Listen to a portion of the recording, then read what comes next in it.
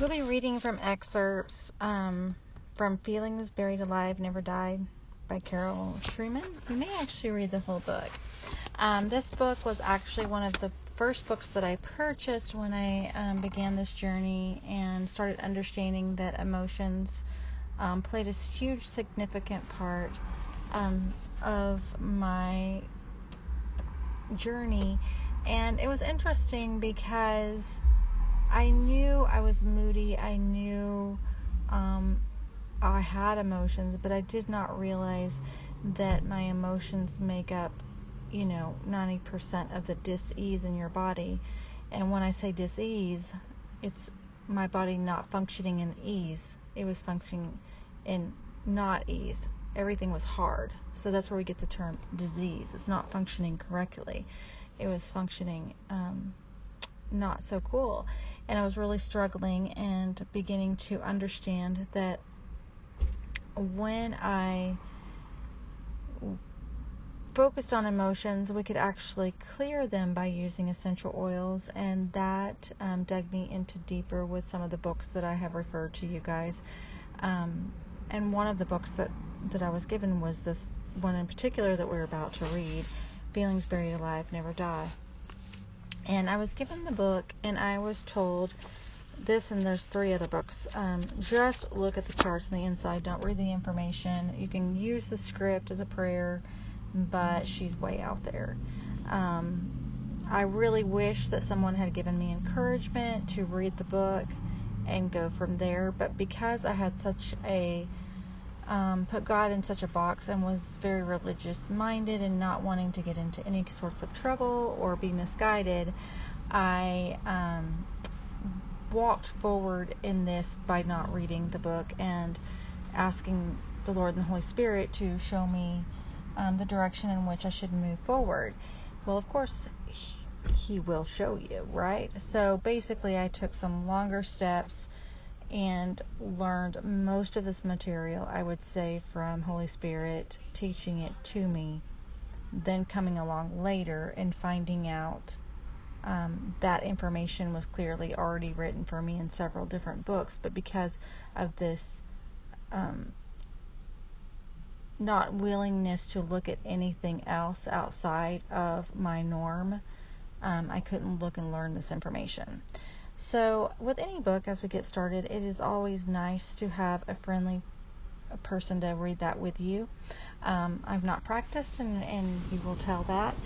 This is just me reading with you, for you, so that you can put it on high speed if you want to get through the book quickly, or you just need a familiar voice talking with you as you begin to learn this information.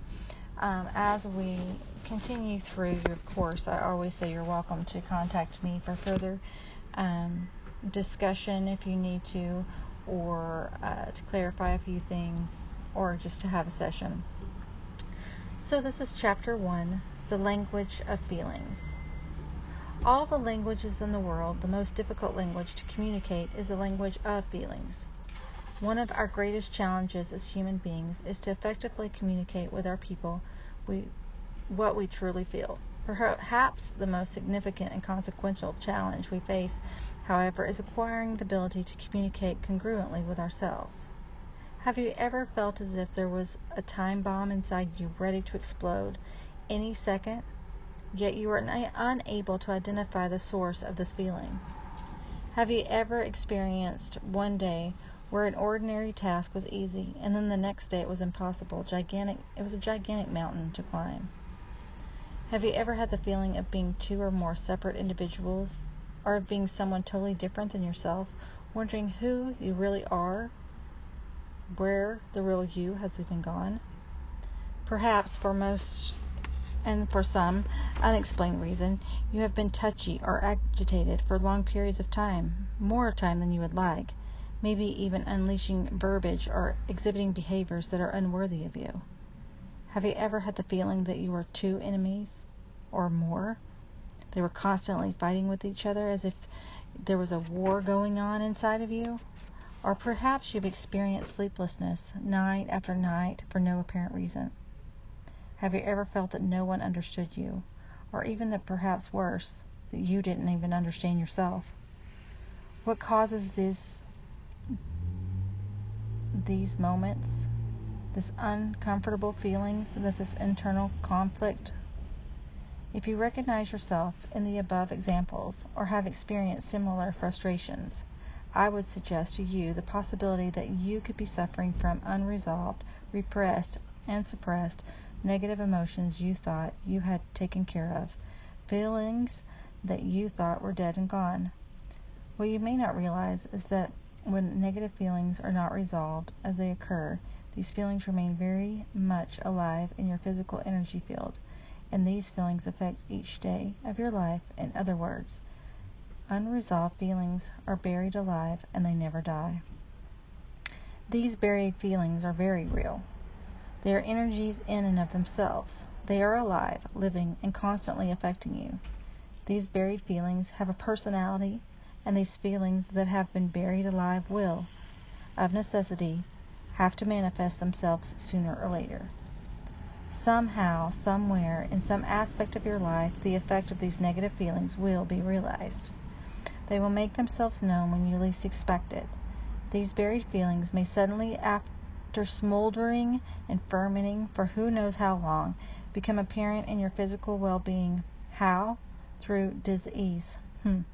Or the effects of these buried feelings could be exhibited in your relationships.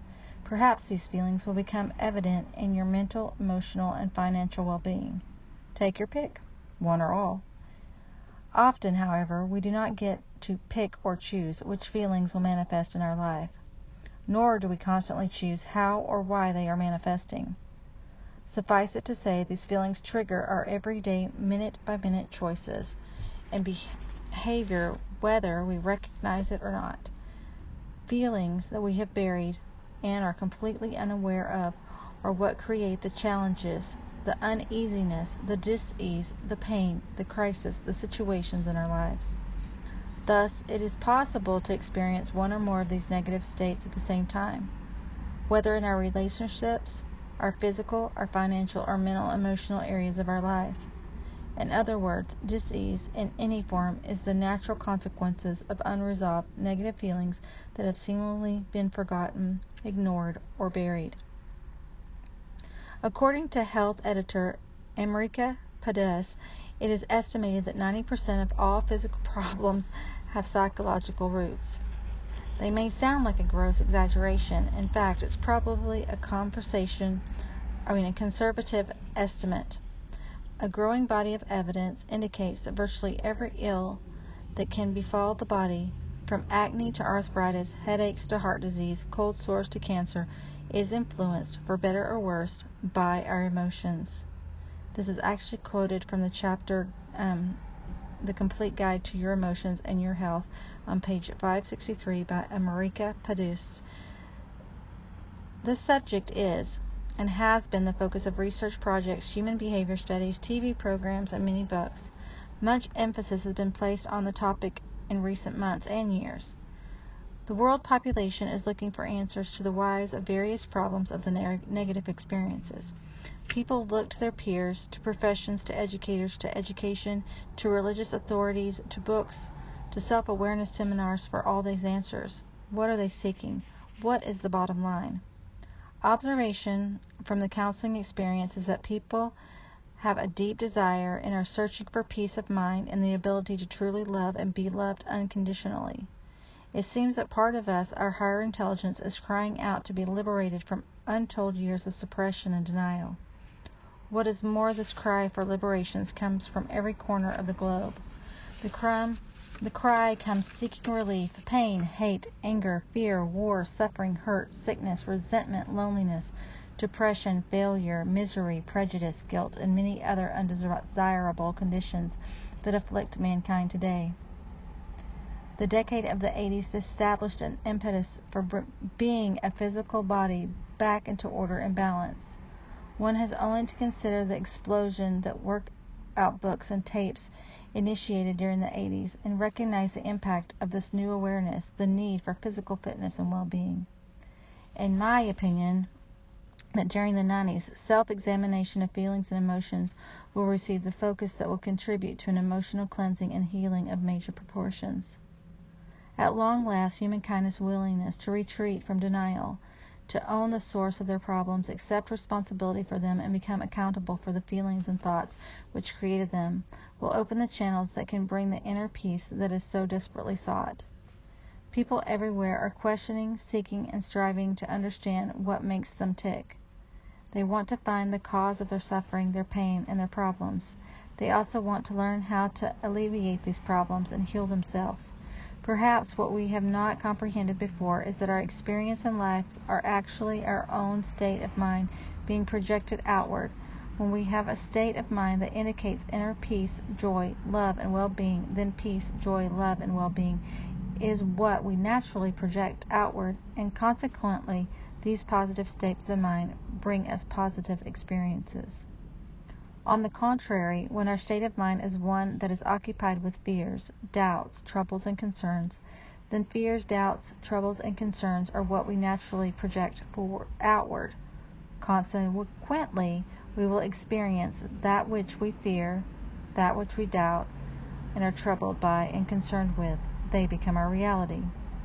Put another way, whatever we choose to focus our attention on will automatically multiply in our lives. If our attention is on our troubles or injustices of the past, they will become our trials of the present also. If instead our minds are focused on the blessings we have received, or the love of God, family, and fellow men, these will grow stronger. This is a quote from Bring Forth Your Light by Frederick Babel.